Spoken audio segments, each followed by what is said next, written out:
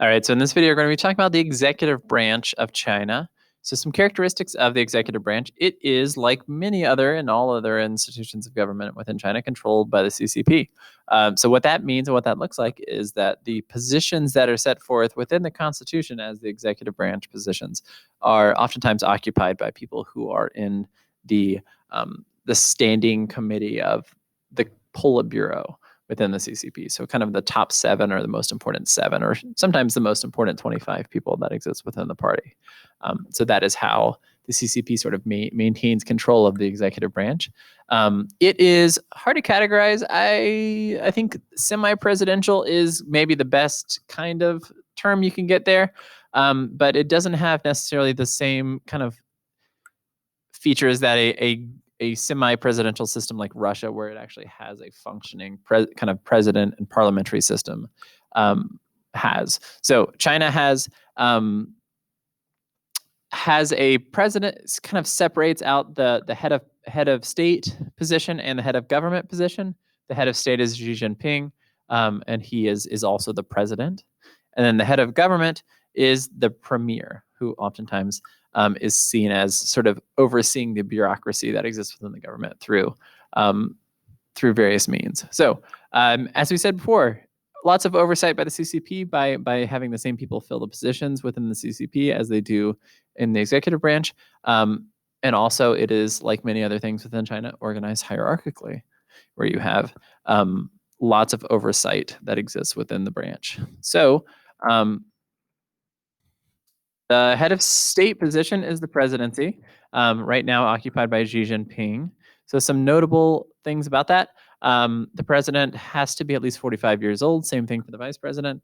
And up to 2018 was limited in this position. So it's always been interesting because the presidency and the leader of the CCP don't necessarily have to align, right? So there have been some interesting things that have happened within kind of China with that. And now we see the term limits for the president have been limited to 2 terms, or have been opened up past 2 terms.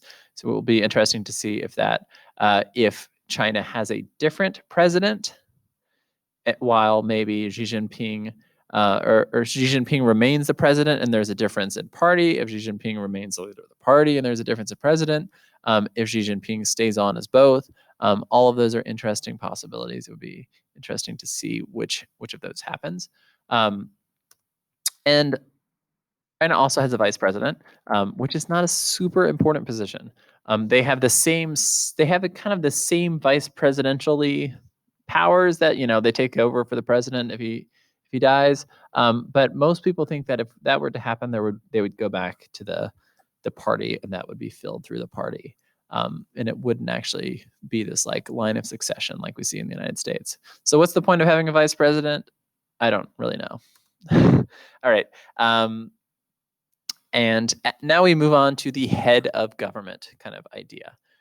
So Keqiang is the man in charge right now in terms of he holds the position of premier. So the premier has basically the duties of directing the state cabinet or directing the state council, which is like a cabinet. Basically, if you think about the way that the cabinet works in the United States, you have kind of a separate position in China that is overseeing kind of the cabinet or the executive functioning of the cabinet. So they are formally appointed by the president, who is formally appointed by the National People's Congress. But it's always, again, from the same standing committee of the CCP. They sort of rise and fall together. Usually rise together. They don't usually fall together. And it's made up of the same type of people, right? So the state council, what that is like their version of the cabinet or the bureaucracy that sort of is underneath the executive branch of government, which is massive. The bureaucracy within the country kind of exists on all levels. It's immense in size and scope, made up of the kind of what we would use cadres, may or may not be party members. Usually the time people that are in actually important positions are party members, which makes sense when you think about it. And China has kind of interesting systems of recruitment. We've talked about kind of the idea of civil service being really important within China, and having a traditionally merit-based civil service role. So a lot of this is maintained within the system of nomenclatura, which is kind of the picking of party members and having people advance up through the system based on their contributions to the party, their loyalty, their efforts at local and provincial levels of government. And this is oftentimes how that recruitment process happens within the bureaucracy as well. All right, so now we move on to the legislative branch in China, and this is a pretty short section. Same deal as the executive branch. On paper, on the Constitution, they actually have lots of power. In reality, it has very little, and you will see some characteristics to the National Party Congress as well. So technically speaking, the National People's Congress can remove and select the president, or technically they do select the president, and have the power to remove the president or the vice president or the premier, although that would probably not happen in reality. And that and they also are seen to have approval of major policy initiatives, which usually take place through the sort of rubber stamp voting that is common in authoritarian regimes. And we also see oversight by the CCP, which is not surprising. So technically characterized as a rubber stamp institution. So you can see here we got a rubber stamp. So the National People's Congress is the largest legislative body in the world.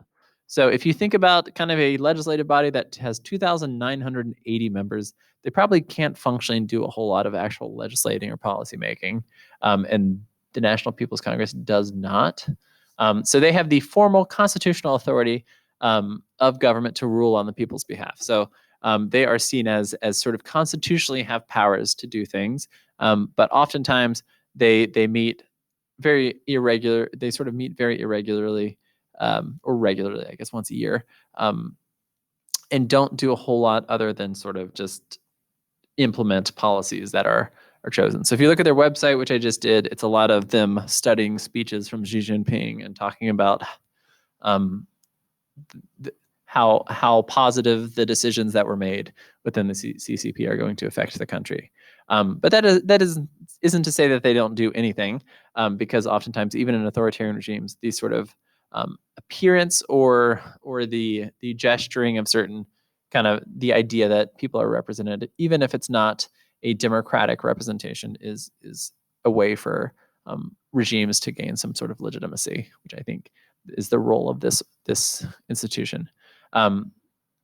So it is, like many other systems within China, chosen from lower people's congresses that exist at local and provincial levels. Like we said before, they choose the president and vice president, technically speaking, from a list of one. And they have little power, but announce the Politburo's policies, which is surprising. All right, thanks.